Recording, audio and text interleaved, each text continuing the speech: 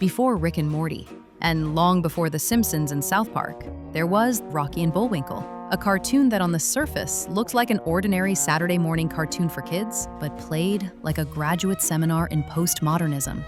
The political satire went over kids' heads, but it's a guilty pleasure for adults to this day. What if I told you one of the smartest, most rebellious shows in American television history starred a flying squirrel and a moose that was dumb as a stump? Welcome to the Maybe Files, where nostalgia gets weird. And does this mean failure to our friends? Heck no! We're the heroes! This show was weird. It made fun of the Cold War in real time. It lampooned American propaganda. And it trained its young viewers, accidentally or not, to question everything they were told.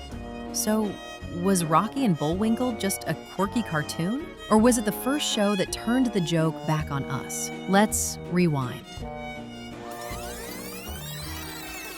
Well, last time, you remember, we were, where were we last time? Oh, come on now. The show began in 1959 on ABC as Rocky and His Friends. It's been rebranded several times, so we'll just say Rocky and Bullwinkle to refer to all of them. Now, wait a minute. That's supposed to be friends. Who stole those letters? On the surface, it looked like every other cartoon, talking animals and slapstick cartoon violence. But it did something no other kids show had yet dared. It broke the fourth wall. Constantly. Characters argued with the narrator complained and commented about the writing. It was like watching a puppet show where the puppets refused to play along. But you two are really... Don't be blabbermouth, you blabbermouth. Postmodernism was already a term scholars were tossing around, but hardly anyone outside academia knew what it meant, and no one was using it to describe kids' cartoons. Got the picture now? I've got it. Okay, let's go. Has Moose dropped off yet, darling? The creators of Rocky and Bullwinkle were heavily influenced by shows from the golden age of radio, where performers like Jack Benny and Fred Allen would break the fourth wall all the time. Throw the time bomb, Bullwinkle! What time bomb, Rock? The one I made! Oh, that one. Now, where'd I put that thing? Most shows sold you certainty. The good guys win, the bad guys lose. Here's your life lesson. Think Superman. Meanwhile, I, Bullwinkle Moose, am dangling by my pinky tips from this here clock hand. Rocky and Bullwinkle said, what if the plot goes nowhere? What if the hero wins by accident? What if the villain is too dumb to function? And they used meta humor and absurdity to slide subversive ideas past the censors, just like today. So maybe the intended audience wasn't entirely children. Say, did you ever find the time bomb? What time bomb? Never mind. Fellas, I think it's only fair to warn you that the time bomb is on the table ticking away. Doesn't matter. Well, why not? That clock always runs slow. Oh, no, it isn't. Oh, it can't be. Say the name. Boris and Natasha. Ta-da! Boris Badenov and Natasha Fatal weren't just villains. They were Cold War caricatures. Bumbling spies from the fictional country of Pennsylvania with bad accents, borrowed from every Soviet stereotype in the book. Their absurdity was the point. They were lampooning the idea that world politics actually made any sense. Do we try to save him or let him go? Which was last orders from headquarters? You took message, darling. But they sent so many. And it wasn't just the bad guys under comedic fire. The show roasted American bureaucrats and even scientists with equal enthusiasm. Don't you understand? He's headed straight for the White House. You really think he can carry the farm vote? Sir, we've spotted a flying object headed straight for us. It appears to be a squirrel. A what? Well, we can't take chances. Shoot it down. This is a feedback loop reinforcing stereotypes and pulling the curtain back a little, showing us the good guys are kinda weird too, right? That is a U.S. taxpayer. We need every one of them we can get. In Rocky and Bullwinkle, nobody knew what they were doing. Not the villains, not the heroes, and definitely not the institutions supposedly running the world. Form a group of commandos and destroy those guns the narrator was talking about. It was the rare cartoon that said out loud, hey, maybe the grown-ups are making it up as they go. So the two spies are headed for the same place as our heroes, Pennsylvania. And what will happen if either of the parties spots the other? This was during an era when media rarely questioned authority. But here was a kids' show whispering, none of this adds up. and millions of children heard it. The plane started to fall. Hey, we're gonna set a new record. What's that? We'll crash 2 planes in 1 episode. Let's talk structure, or the total lack of it.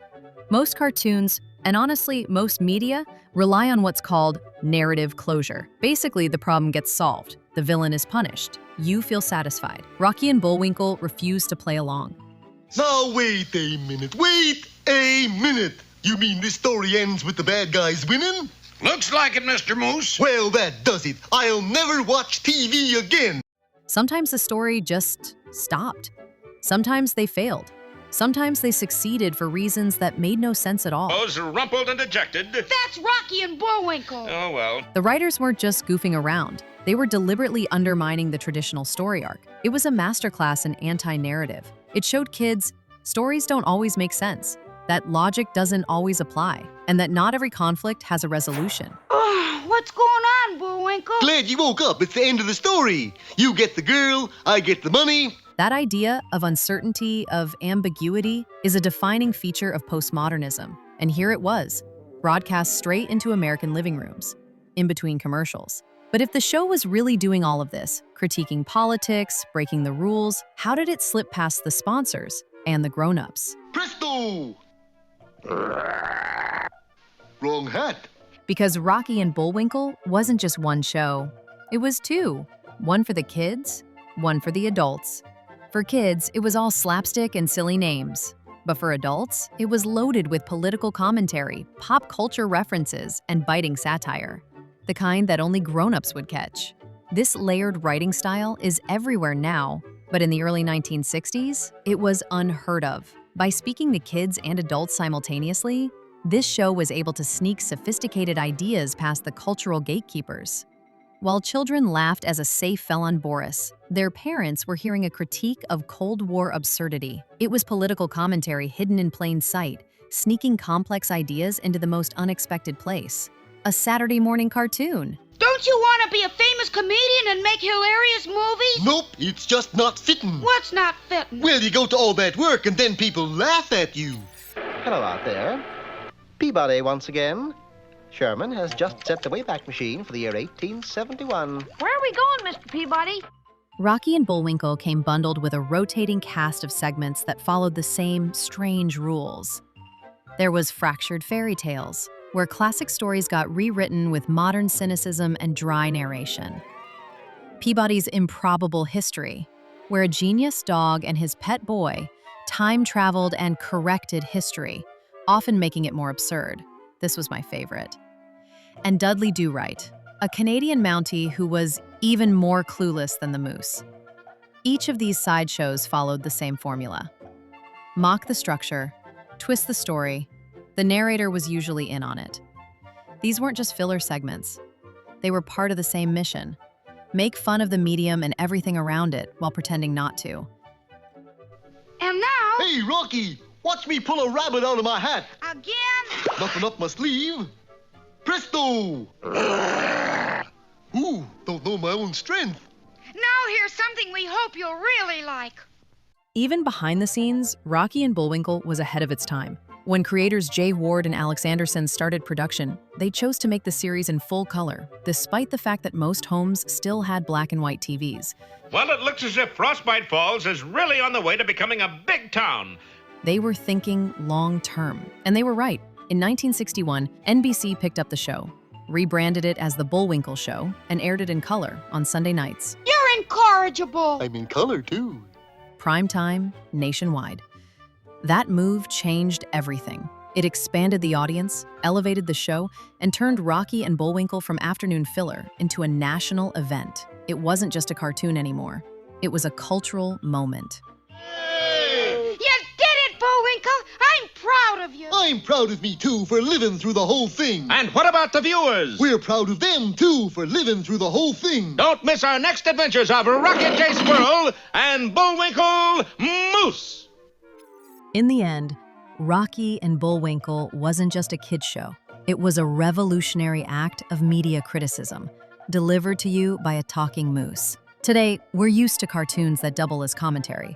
But back then, Rocky and Bullwinkle was alone in the wilderness, flying blind, grinning the whole way, and and somehow landing in the future before the rest of us caught up. Maybe the show was a metaphor to begin with, reminding us there's a lot more behind the scenes. Maybe the moose was smarter than he looked. You got the credits, Bullwinkle? All on this itty-bitty card. Oop! That's it for this file. We're classifying it as a sketchy cartoon. If you enjoyed this episode, please hit that like button, subscribe to the channel, and click on the bell so that you don't miss what we uncover next. Thanks for watching. Please join us next time on The Maybe Files. Bullwinkle's keen mind knew instantly what had happened. Hey up there! You dropped your safe. No doubt about it. I gotta get another hat. That's it, Bullwinkle. I knew I'd think of it. Well, you sure did. Yeah. What was it again?